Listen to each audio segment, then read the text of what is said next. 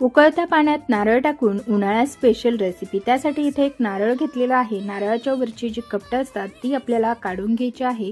अशा पद्धतीने मी संपूर्ण नारळाची कपटं काढून टाकले। त्यानंतर नारळ स्वच्छ धुवून उकळत्या पाण्यामध्ये टाकून 10 मिनिटे उकळवून घेतला। त्यानंतर पाहू शकता इथे नारळाच्या पाठीमागचा जो काळपट भाग असतो तो पूर्णपणे काढून नारळ पुन्हा एकदा धुवून घेतला।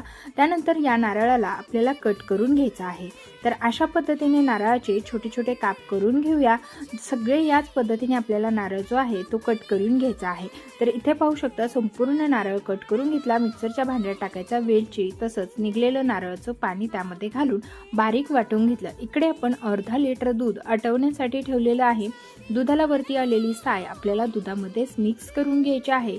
थोड्या वेळासाठी आणखीन आपल्याला हे दूध जे आहे ते आटवून घ्यायचं आहे। त्यानंतर आपल्याला यामधलं 2 ते 3 चमचे दूध जे आहे ते काढून घ्यायचं आहे। त्यामध्ये मिल्क पावडर घालायची, मिक्स करून घ्यायचं गाठी न होता। त्यानंतर थोडे हे दूध घालत आपल्याला मिक्स करून घ्यायचं।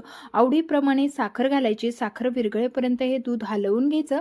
त्यानंतर जे नारळाचा आपण किस तयार करून घेतला तो यामध्ये ॲड करायचा। अशा पद्धतीने थिक होईस्तवर शिजवून घेतलं।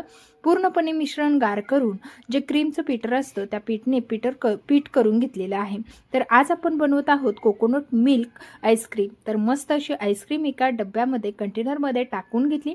वरतून पॉलिथिन लावून घ्यायचं, झाकण घट्ट लावायचं म्हणजे बर्फ त्यामध्ये तयार होणार नाही। दुसऱ्या दिवशी पाहू शकता मस्त आईस्क्रीम तयार झाली।